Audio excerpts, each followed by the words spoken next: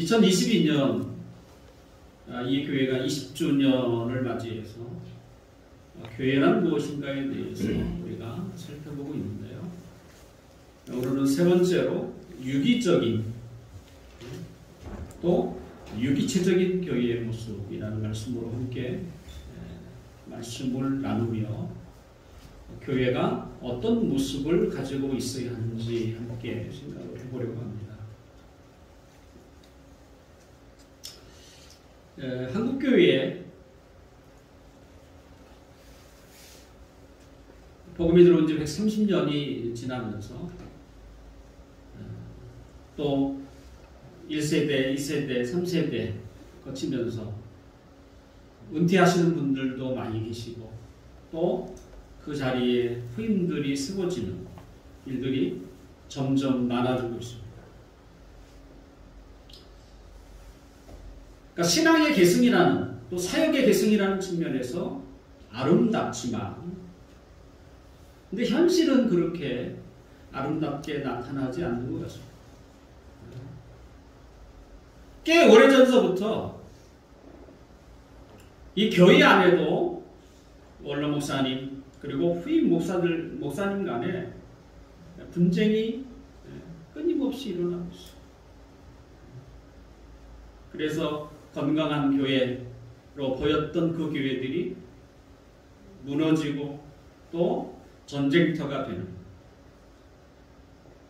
처음에는 아마 작은 금이 가기 시작한 정도에서 시작하지만 나중에는 도저히 건널 수 없는 강이 되어 갈라서지 않으면 날될 이런 지경에 이른다는 것이죠.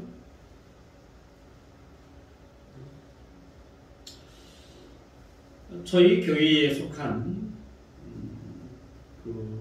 저희 그 교회가 속해 있는 노예 한 교회에서도 지금 시끄럽습니다.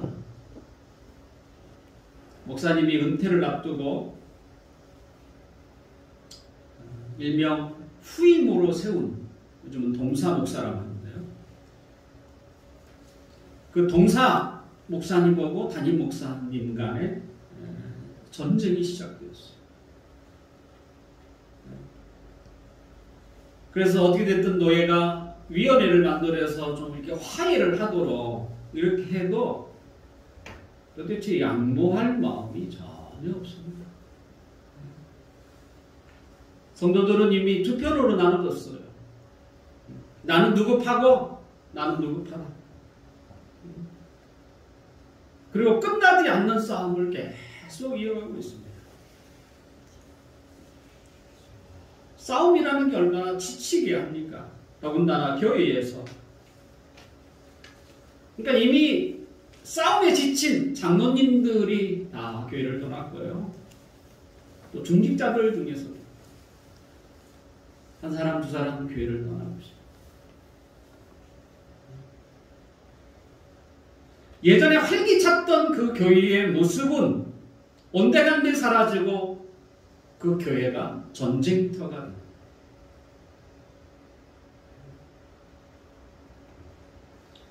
그럼에도 불구하고 주일이면 하나님 앞에 예배를 드립니다. 언제 싸웠냐는 듯이. 그러니 그 예배가 어떤 예배가 되겠어요?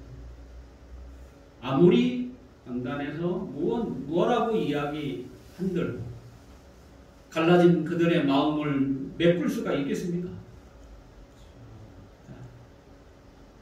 또 그렇게 드려진 예배가 하나님이 받으시는 참된 예배가 될 수 있겠습니까? 사회라면 그럴 수 있습니다. 네, 사회니까. 하지만 용서하라, 사랑하라, 그리고 우리는 하나이다라고 외쳤던 교회가 누구 하나 손을 먼저 내밀어 서로를 용서하려고 하는 마음이 전혀 있지 않다는 것이죠. 만약 나중에 어떤 결말을 날 것입니다. 그 전쟁터에서 혹시 누가 이겼다고 할지라도 여기저기 찢겨진 흉터만 남겨진 교회가 되지 않겠어요?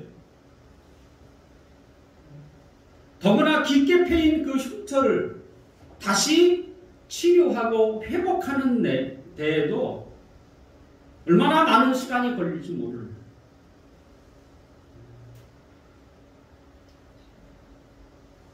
근데 그런 교회가 점점 많아지고 있다. 그게 한국교회 모습이죠. 그게 정상이에요. 정상처럼 보이나요?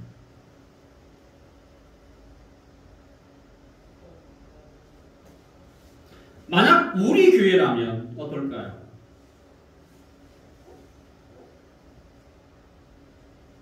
우리 교회라고 해서 크게 다를 수 있을까? 우리는 무엇으로 장담할 수 있겠습니까?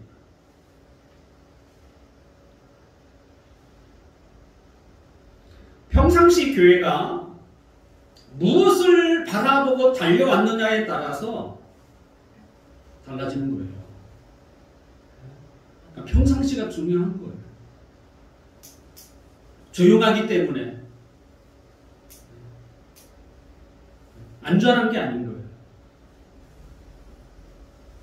그런 어려움과 시련이 없을 때가 굉장히 중요한 거예요. 그 사람들이 무엇을 바라보고 있는가? 무엇을 향하여 나아가고 있는가?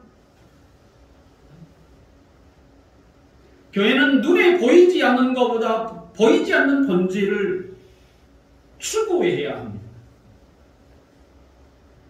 왜? 거기에 중요한 생명이 있기 때문에 그렇죠. 만약에 그런 교회, 건강한 교회였다면 이런 상황에까지 가지 않습니다. 갈 수가 없어요. 교회가 무엇으로 하나된 공동체인지를 모르기 때문에 그런 상황에 놓이게 되면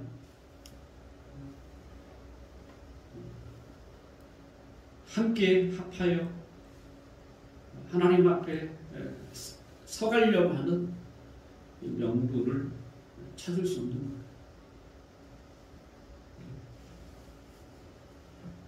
교회는 정상적인 교회이어야 합니다. 그것이 안 돼 있으면 사명이고 뭐고 필요 없어요. 정상이 아닌데 백날 전도한들, 정상이 아닌데 백날 기도한들, 정상이 아닌데 다른 많은 활동을 한들 그게 무슨 얼마나 의미가 있겠어요. 교회에 가장 중요한 게 뭡니까? 정상이에요. 정상. 이걸 건강성이라고 표현할 수도 있죠. 우리의 믿음의 선배들은 교회가 교회다움, 교회의 건강성을 세 가지로 이야기를 했어요. 이것을 교회의 속성이라고 그러는데, 첫째가 하나됨입니다. 하나됨, 일체성, 때로는 통일성이라고 부르기도 해요. 둘째는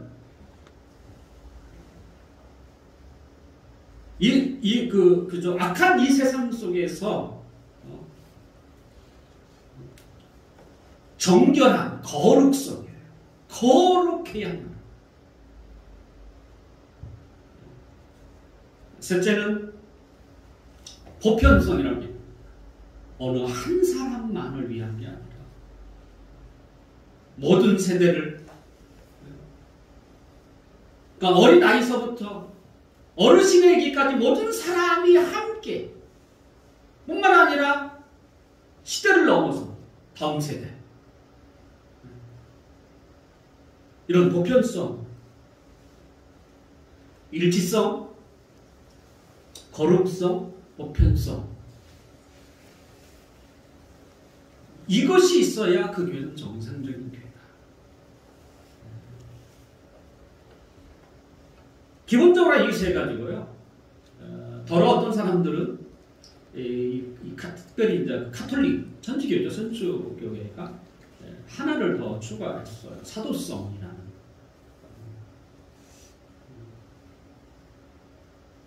때로는 성기력 차원에서 이 사도성을 말하기도 합니다만 기본적으로는 이 세 가지입니다. 오늘은 교회가 교회답다. 그 모습이 뭘까? 오늘은 교회 속성 중에 오늘 일체성에 대해서 함께 우리가 살펴보고자 합니다. 일체성. 교회는 무엇으로 하나 되어야 하는가라는 거예요. 더군다나 오늘 그 예배 전에 불렀던 찬양도 우리는 하나 이런 부르기도 하고 아까 제가 박자를 잘 못 맞췄던 그죠? 사랑하는 주님 앞에 형제자매 여기도 이제 그 하나 박자 못 맞춰도 뭐 하나 되는데 크게 큰 문제는 아니죠. 그 하나된 일치성 때로는 통일성. 오늘 우리 함께 읽었던 본문을 함께 보면 이 사도 요한은 예수님의 사도를 대신해서 복음을 전하는 이유를 이렇게 이야기하는데요. 우리 함께 볼까요? 3절을 함께 봅시다.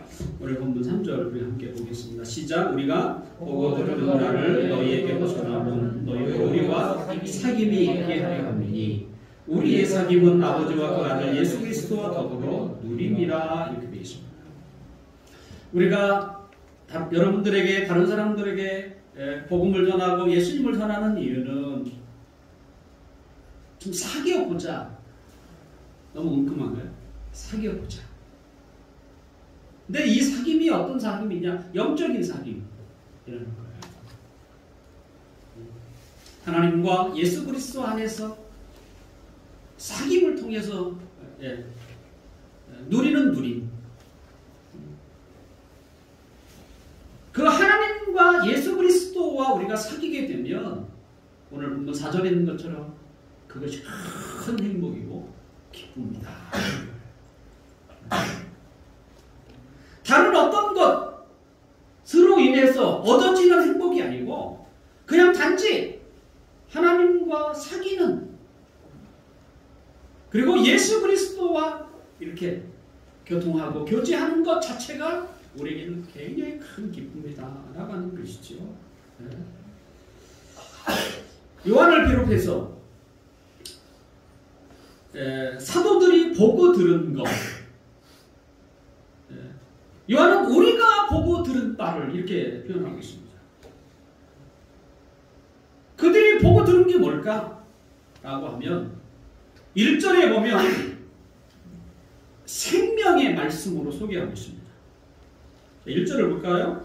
제가 한번 읽어드릴게요. 태초부터 있는 생명의 말씀에 관하여는 우리가 들은 바요, 눈으로 본 바요, 자세히 보고 우리의 손으로 만진 바라 이렇게 되어 있습니다. 생명의 말씀에 관하여, 생명의 말씀에 관하여. 그러니까 사도들이 전한 게 뭐냐면 생명의 말씀이었어요. 자, 말씀이라고 그러면 우리는 말씀? 우리는 쉽게 떠오르는 게 뭡니까? 말씀이니까 귀로 듣는 것만 생각할 수 있죠. 그런데 사도는 귀로도 듣고 눈으로도 보고 하물며 손으로 만졌다는 거예요. 탁치도 했다는 거예요. 그러면 이 생명의 말씀이라고 하는 것이 어떻게 말씀을 손으로 만들 수 있습니까?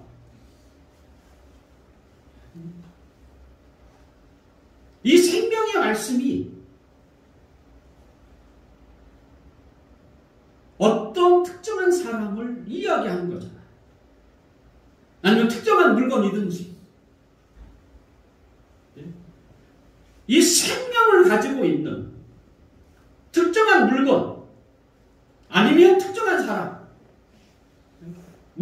생명이 원래 별로 없기 때문에.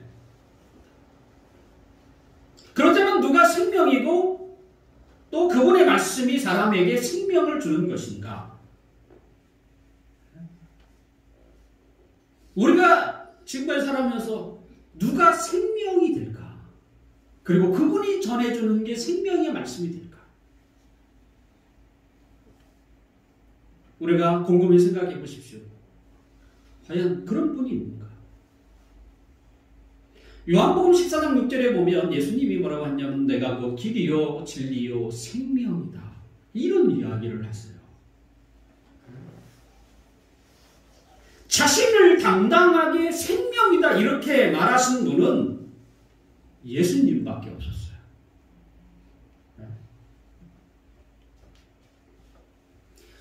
예수님은 생명이세요. 그리고 그 생명 대신 예수님이 전하는 말씀이 뭐가 되겠어요? 생명의 말씀, 사람을 살리는 말씀인 것이죠. 지금까지 누구도 그렇게 말한 적이 없으니까요. 결국 우리 인간을 살리는 분은 오직 예수님밖에 없어요. 제가 여러분에게 그런 말을 할 수 있겠습니까? 말도 안 되는 얘기죠. 더군다나 예수님의 말이 허풍이 아니잖아요. 예수님을 만나는 사람, 예수님의 말씀을 들은 사람들은 어떻게 해요? 생명을 얻었어요. 삶이 달라졌어요. 그게 생명이죠. 살아있다고 생명이 아니라 정말 그 사람이 살아가는 그 삶이 생명이 느껴져야 하는 거예요. 숨만 쉬고 있다면 그게 우리는 뭐라고 그래요? 식물인간이라고 부르잖아요. 말이 인간이지 뭡니까? 식물하고 똑같다. 거기에 무슨 생명을 우리가 느낄 수 있겠습니까?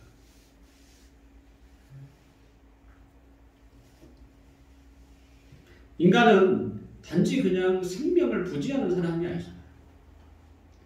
그들이 살아가는 삶이 뭔가 그 생명이 넘치는, 그 활력이 있는. 그러려면 목표가 있어야 돼요. 그가 꿈꾸는 게 있고 기대하는 게 있어야 되잖아요. 그런 사람에게 여러분 활력이 보이잖아요.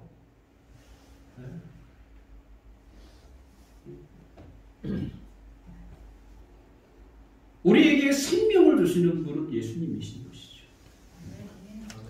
근데 생명 되신 예수님의 기원은 언제일까요? 요한은 1절에 보니까 태초부터라고 말합니다. 이 생명의 말씀으로 표현되는 그분이 태초부터 있었던 분이라면 그분은 누구겠어요? 창조자 하나님이신 것이죠. 아직 만물이 만들기 전에 오직 신밖에 없었죠. 하나님밖에 없었던 거죠. 그래서 2절에 보면 이렇게 되어 있습니다. 우리 함께 읽어볼까요? 2절 시작. 이 생명이 나타내신 바 될지라 이 영원한 생명을 우리가 보았고 증언하여 너희에게 전하노니 이는 아버지와 함께 계시다가 우리에게 나타나신 바 된 이시니라. 예수님을 생명이라고 표현하고 생명의 말씀으로 표현하고, 근데 그 예수님이 태초에 아버지 성부 하나님과 함께 계시다가 우리에게 나타나셨다라고 표현하고 있는 거예요. 1절에 보면 생명의 말씀이라는 표현이 나오고 2절에는 생명이라고 표현하고 그리고 영원한 생명이라는 표현도 소개되어 있습니다.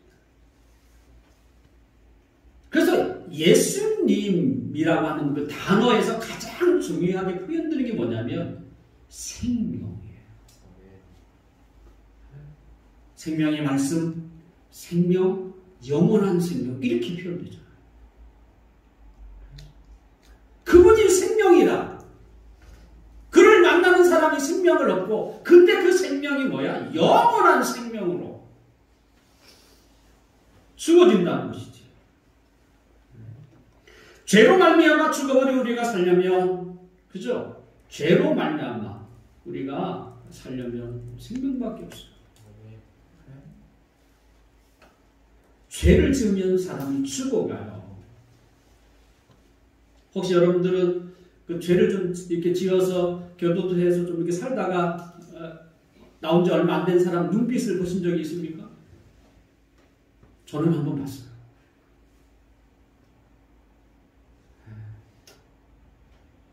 그러니까 이 소름이 끼친다라고 표현하는 거예요. 그리고 사람을 잘 못 봐요. 자꾸 피해요. 그러니까 똑바로 사람 눈을 못 보더라.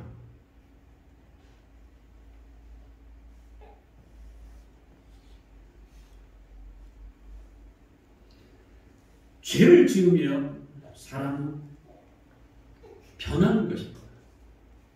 아름답게 변하는 게 아니에요.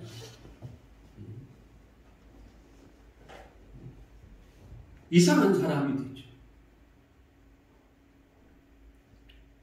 눈빛만 그런가요? 그들의 마음이 어떻겠어요? 그들의 삶이 어떻겠어요? 그래서 성경은 인간은 죄로 말미암아 죽었다 표현하는 거예요. 그건 죽은 자와 같다.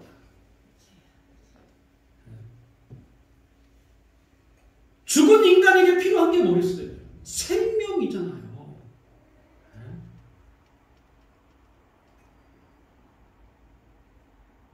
과연 우리를 살릴 수 있는 분이 누구겠어요?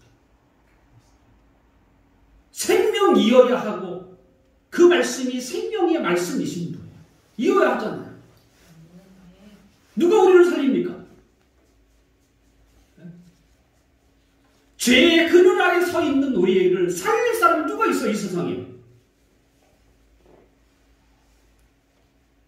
세상은 거짓으로 사람들을 유혹하죠. 돈이 살린다라고 이렇게 사람들을 유혹해요. 돈을 많이 벌면 당신의 삶이 살아날 거라고 이렇게 해요. 근데 그렇지 않습니다. 돈이 많으면 많을수록 어떻게 됩니까? 그렇게 인색할 수가 없고, 희한하게 돈이 그렇게 많은데도 돈밖에 몰라. 그게 너무 아이러니하지 않습니까?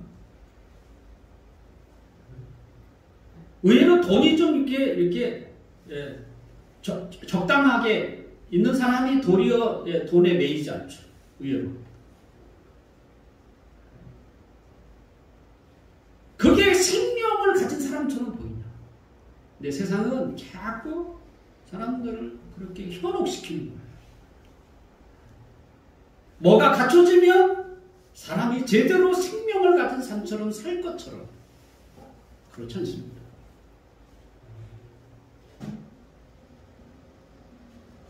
생명은 그렇게 해서 얻어지는 게 아닌 것이죠.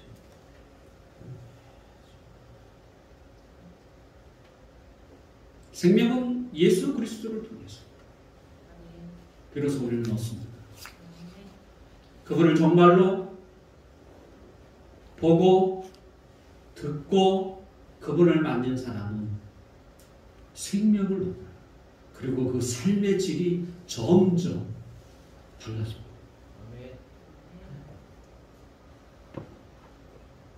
그래서 주위 사람들로 하여금 놀라게 해요. 왜 저렇게 애가 변했어? 변해도 너무 많이 변한 거죠. 하지만 그 변함이 어떻게 됩니까? 시간이 갈수록 더 커지죠. 원래 생명은 그런 거예요. 왜냐하면 생명은 풍성함을 줍니다. 점점 그 생명의 사람을 풍성하게 만들어요. 고상하게 만들어요. 귀하게 만들어요. 한마디로 좀 품격이 있어야 돼요. 그래서 믿음이 좋은 사람, 신앙이 좋은 사람은요, 어디에 가든지 품격을 좀 유지할 필요가 있습니다. 아니, 그렇게 될 수밖에 없어요.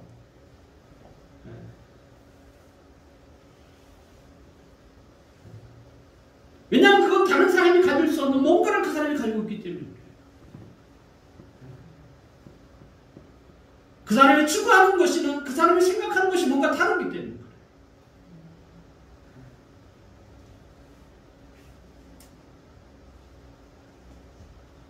우리는 예수 그리스도를 믿음으로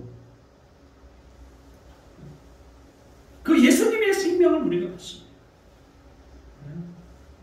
그런데 그 생명을 얻는다고 끝나는 게 아니라요. 그 생명을 누리는 게 필요하죠. 그러려면 그 예수님과 계속적인 사귐이 필요합니다. 그래서 처음에 읽었던 그 3절처럼 내가 여러분에게 보고 들은 것을 전하는 이유가 뭔지 아십니까? 하나님과 예수 그리스도 안에서 누리기 위함입니다.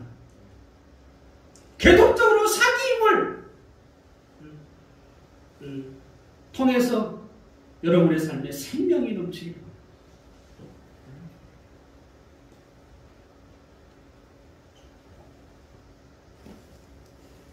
우리가 예수님을 만나는 것, 그 만남을 성경은 결혼이란 신랑과 신부라고 하는 그 이미지를 사용합니다.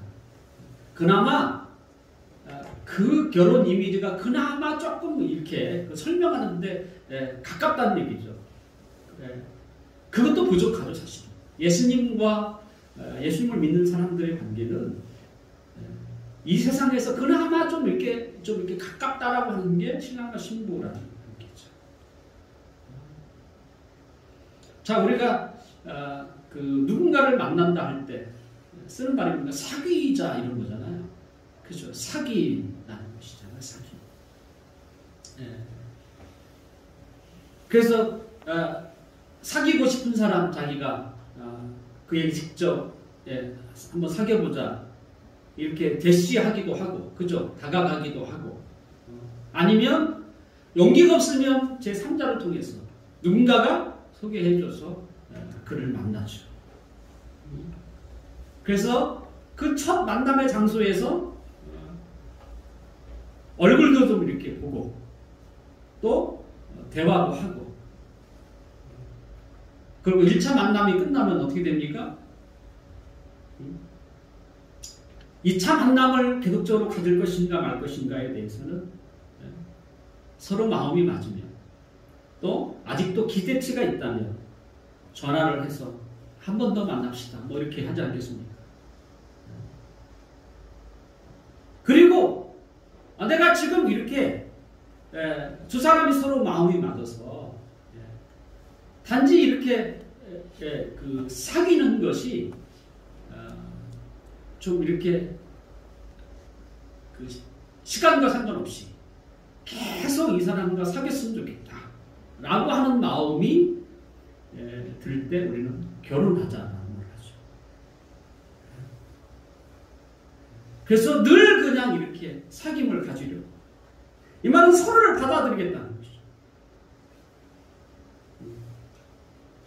그러니까 신랑과 신부라고 하는 이 결혼이 사실은 제일 처음에 뭐예요? 사귐으로부터 시작해서 결혼도 사실은 시간과 장소에 구애 없이 계속 사귀는 것이죠.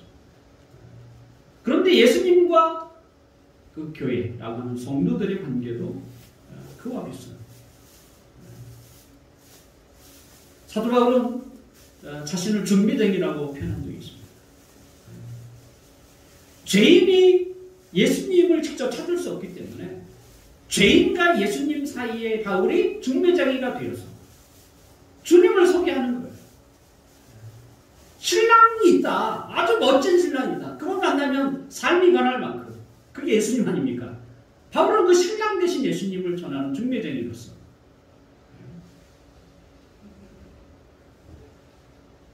그래서 소개를 받아서, 예수님의 소개를 받아서 봤더니 이건 너무 좋고 계속 사귀고 싶은, 그리고 아예 자신을 전적으로 그죠? 그에게 맡기는 이런 결혼. 그래서 예수님이 신랑이 되고 우리가 신부가 되는 그 이미지가 너무나 비슷한 것이죠. 그래서 성경은 교회를 신부라고 표현하고 예수님을 신랑이라고 표현합니다. 교회는 신랑 대신 예수님을 믿고 신뢰하며 자신을 맡기는 신부입니다.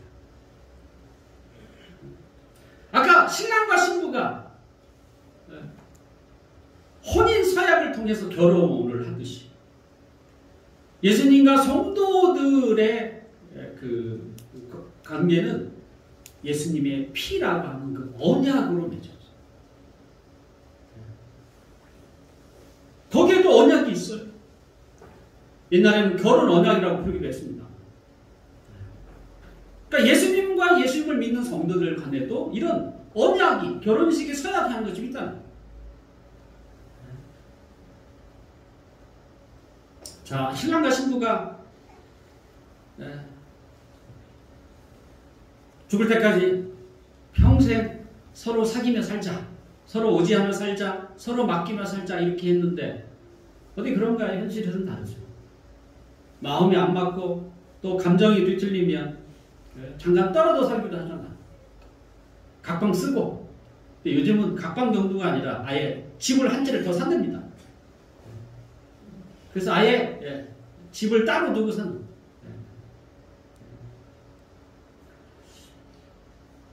분명 신랑과 신부라고 하는 이런 관계는 우리 현실에서 그럴 수 있지만 예수님과 우리는 어떤가 라고 할 때 그건 좀 달라요. 왜냐하면 이 관계가 어떻게 예수님의 피로 생명으로 맺어진 관계이다 보니까 서로 떨어져서는 살 수가 없어요.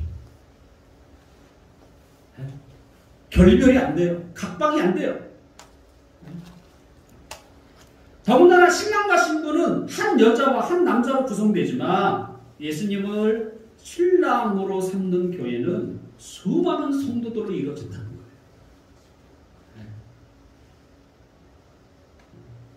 그리고 그들은 어떻게 해요? 서로 떨어질 수 없는 생명으로 연결되어 있어요. 그러니까 예수님은 신랑이고 관계를 설명하는 것입니다. 그리고 신부는 되게 많죠. 왜냐하면 모든 성도들이 다 신부이기 때문에.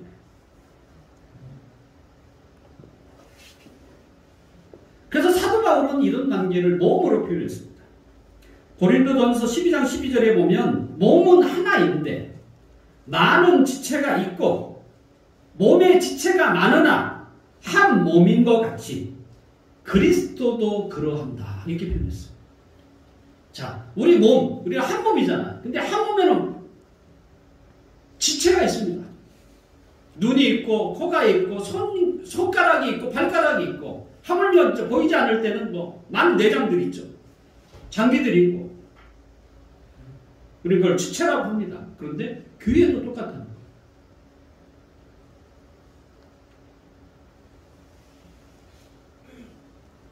바울은 고린도전서 12장 27절에 보면 너희는 그리스도의 몸이요 지체의 각 부분이라 이렇게 나옵니다. 그러니까 성도들은 지체라고 하는 거예요. 우리 몸에 있는 지체인 거죠. 어떤 사람은 손의 역할을 하고 어떤 사람은 발의 역할을 하고 어떤 사람은 이 시력의 역할을 하고 코의 역할을 하기도 하고 입의 역할을 하기도 하고 때로는 보이지 않는 장기 역할을 하기도 하고 그런데 그 몸이 누구냐? 그리스도라고 표현했어요. 그리스도의 몸이라고 표현하고 있어요.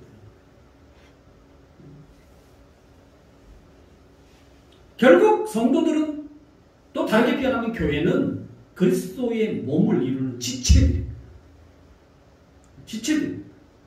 자, 몸과 지체는 서로 어떻게 되어 있어요? 연결되어 있습니다.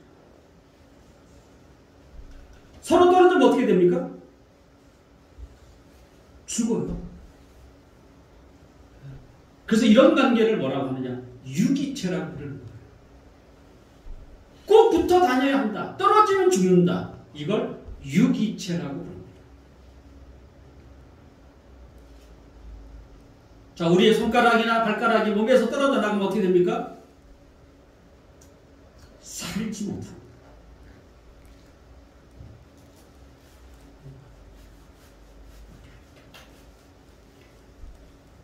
교회가 그리스도와 이런 유기체적으로 연결되어 있다고 해서 뭐예요? 하나 돼요. 일치성이라고 부릅니다. 교회가 교회답다는 게 뭡니까? 일치성이라고 합니다. 그 뭐의 하나됨인가? 그 그리스도와 하나.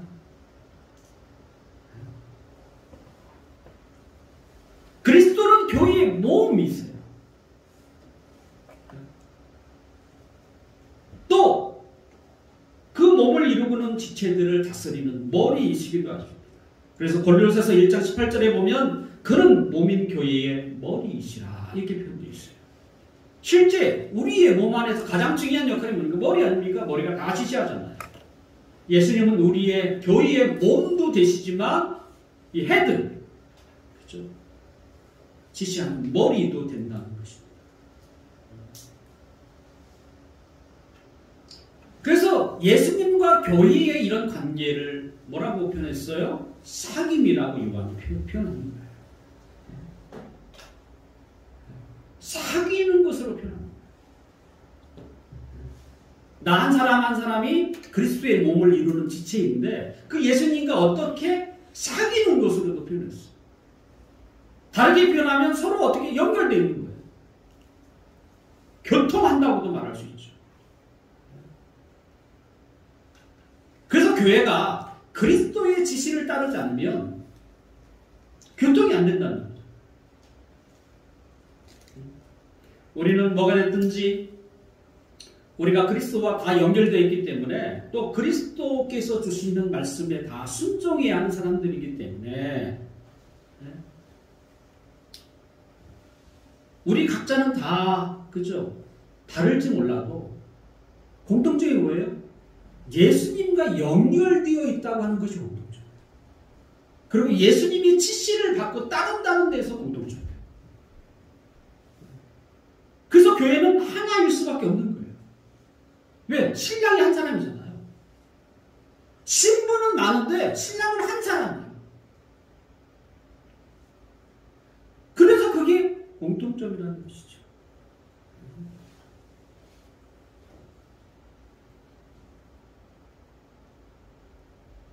교회는 그리스도와 연결이 돼서 연결된다는 게 뭡니까? 우리의 손가락이나 발가락이 우리의 몸과 연결되어 있다는 게 뭐겠어요? 피가 통한다는 거잖아요. 영양분이 공급된다는 얘기잖아요. 그 영양분이 공급 안 되면 손가락은 죽죠. 발가락도 죽는 것이죠. 그래서 끊임없이 뭐예요? 주님과 어떻게 연결이 되어 있어야 하는 거예요. 때로는 사귐이 늘 있어야 하는 거예요.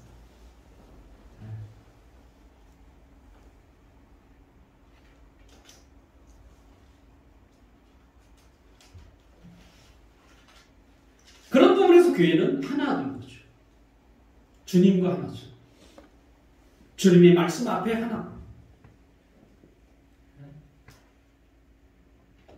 또한 교회의 하나됨은 우리 서로에게도 뭐가 있어야 돼요? 사귐이 필요합니다. 그러니까 예수 믿는 사람들끼리, 성도들끼리 서로 교통이 필요하다는 거예요. 그래서 우리가 매주 하나님을 예배할 때에 우리가 그 암송하고 있는 사도신경에는 뭐가 있습니까? 거룩한 공예와 성도가 서로 교통하는 것과 라고 하는 것을 이렇게 성도가 서로 교통하는 것과 우리는 그리스도를 통해서 서로 연결되어 있습니다. 손과 발은 멀리 있지만 그렇다고 해서 서로 떨어져 있는 게 아니에요. 그죠? 우리의 그죠? 우리의 눈과 발가락은 멀리 있죠. 가장 멀리 있지만 떨어져 있는 게 아니에요. 결국 교회는 눈에 보이지 않지만 예수님과 유기적인 이런 교통을 유지하고 있다는 것이죠. 그래서 교회에는 두 가지 측면을 제가 있다고 얘기했잖아요. 눈에 보이는 게 있고 보이지 않는 게 있다. 보이지 않는 게 본질이고 훨씬 더 중요하다. 예수님과 우리가 함께 있다는 게 우리가 눈에 보이지 않잖아요. 하지만 사실이죠.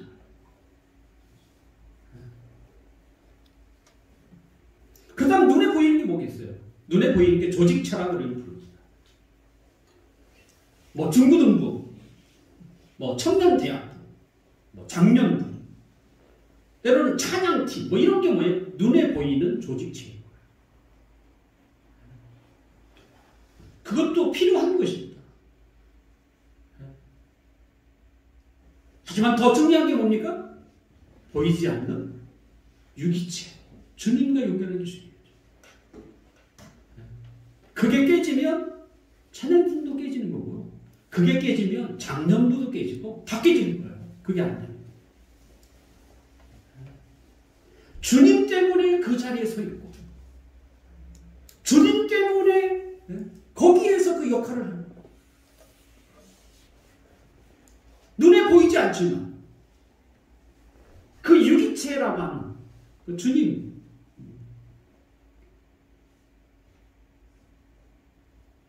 그래서 우리의 사귐은, 그 성도들 간의 사귐은 세상의 어느 단체와 같이 친분을 위한 사교적인 그런 사귐은 아닙니다.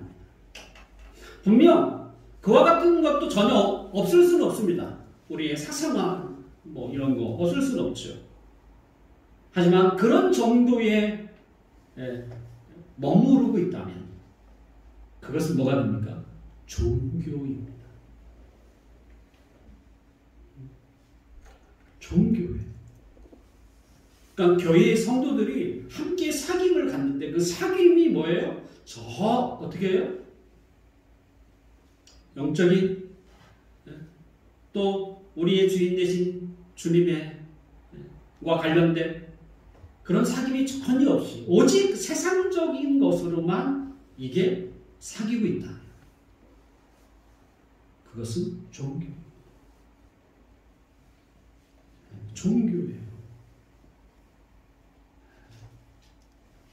그래서 우리가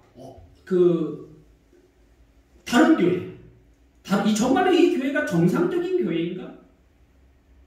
교회다운 교회의 모습이 있는가라고 할 때 그들과 함께 사귐을 가지고 말이죠. 그들은 도대체 무슨 이야기를 나누고 있는가? 또 어떤 이야기가 가장 많은가? 이야기를 들어보면 여기는 종교네. 여기는 본질을 잃어버린 교회네. 그건 사람이 많은 것과 아무 상관이 없는 거예요. 사실.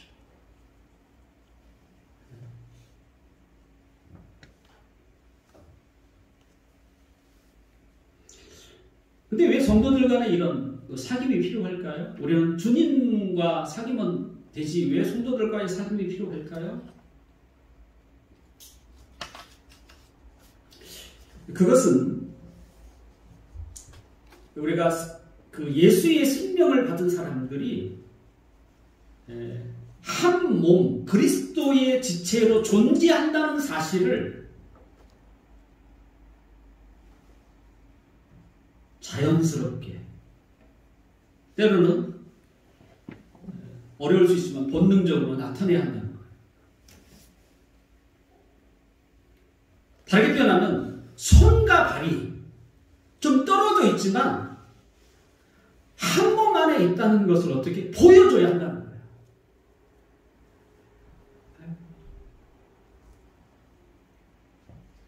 그러려면 어떻게 돼요? 사귐이 필요한 거예요.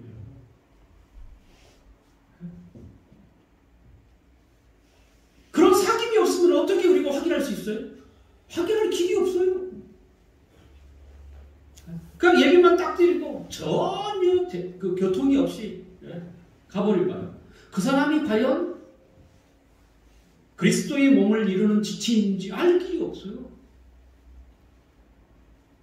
그런데 이건 어떻게 자연스럽게도 되어야 되지만 사실은 본능적인 것입니다.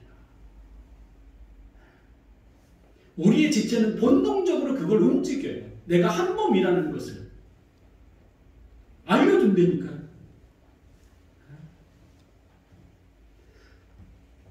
내가 가지고 있는 발도, 하물며 발가락도, 나라고 하는 이 몸의 지체인 것을 본능적으로 자신을 드러낸다니까요. 어느 때 드러납니까? 아플 때. 손이 다쳤어요. 그러면 손가락만 아픈가요? 안 그래요, 이게. 온몸이 아파요. 그래서 우리가 한 몸이라는 것을 어떻게 나타내는 거예요. 우리가 주님과 한 몸이라는 것이 우리 성도들 간에도 나타나야 하는 게 뭐냐면 사귐이에요. 나눔이에요. 그 나눔이 종교가 되어서는 안 된다. 분명 그런 부분도 전혀 없지 않겠지만 우리의 사귐이 대부분 뭘 이루어야 하는가라고 할 때 영적인 부분 하나님, 우리의 생명 되신 그리스도와 함께 나누는 그 나눔이 되어야 한다는 것입니다. 평상시는 서로 따로따로 있으면서 어려운 문제가 발생하면 그제서야 함께 모여서 합의해서 우리가 함께 협력하자. 이렇게 말하면 그것은 성경에서 말하는 참 교회의 모습이 아니에요. 자, 성도들 간에 있어서 가장 중요한 그 나눔이 가장 잘 나타내는 게 뭐냐? 사랑입니다.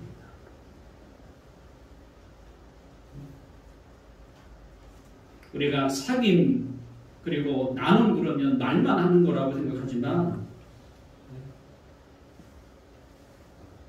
그 말이 우리의 삶으로 증거되어야 하는데 그것이 뭐냐? 사랑이에요.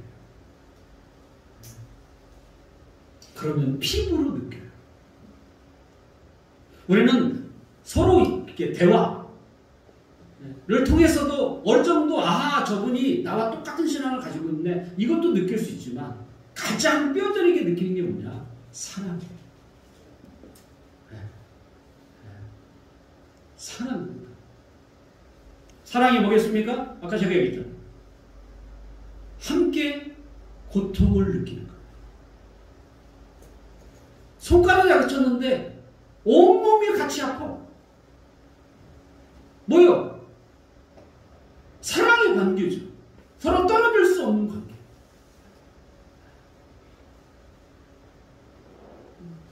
눈이 다쳐서 앞이 안 보여요. 그럼 뭐예요? 아예 우리의 발이 어디로 가야 할지 모르는 거죠. 눈과 상관없이 보이는 발이 어떻게 할 줄 모르는 거예요.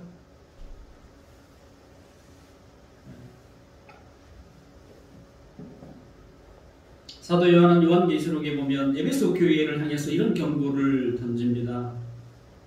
제가 읽어드리면 계시록 2장 4절과 5절에 보면 그러나 너를 책망할 것이 나는 너의 처음 사랑을 버렸느니라. 만일 그리하지 아니하고 회개하지 아니하면 내가 내게 가서 내 촛대를 그 자리에 옮기리라.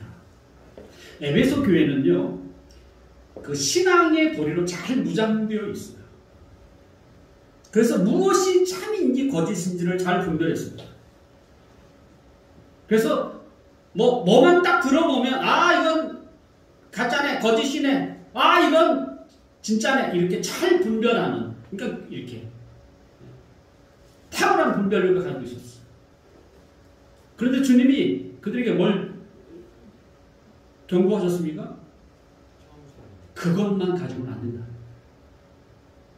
분명 이런 신앙의 도리, 교리가 우선되어야 되겠지만 그 다음으로는 삶으로 나타나야 한다.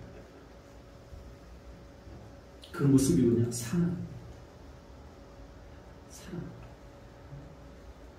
그러니까 예수님과 생명의 관계를 가지게 되면 그것이 뭘로? 사랑의 관계로 표현되는 거예요. 그래서 성도들 간에 무엇이 있어야 나눔도 필요하지만 그 나눔이 우리의 피부로 느끼기 위해서 사랑이 필요합니다. 우리가 주님과 그 관계, 그 생명적 관계가 시작이 뭡니까? 사랑이었어요. 우리는 주님과 이렇게 함께 사귐을 갖고 주님과 교통하면서 가장 많이 우리가 느끼는 게 뭡니까? 사랑이에요. 사랑의 위대함이죠.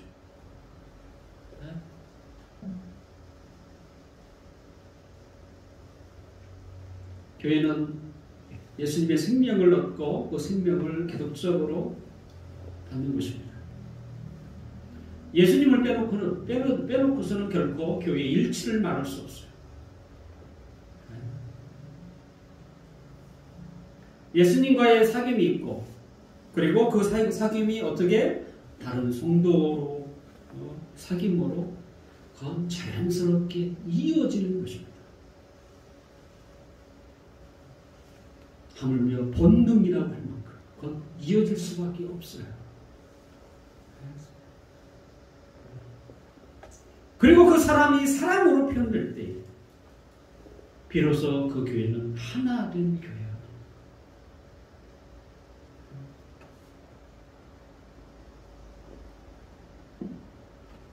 결국 그것이 없으면 교회는 문제가 생기며 전쟁터가 되는 거예요. 왜? 일치점이 없어지잖아요.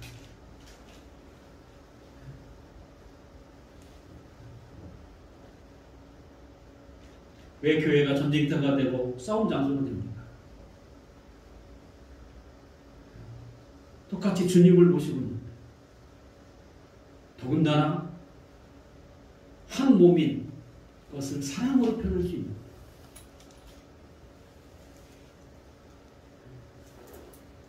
교회가 교회답지 못했기 때문에 이렇지 않으면 우리 교회라고 할지라도 크게 다르지 않습니다. 편안할 때는 문제가 안 돼요. 하지만 뭔가 삐그럭거리기 시작하면 그제서야 그 교회의 교회다움이 나타나는 거예요. 아예 하나가 되려고 하는 게 아니라 서로 찢어지기만 하는 것이죠. 그게 교회인 거예요. 그건 정상이 아니에요.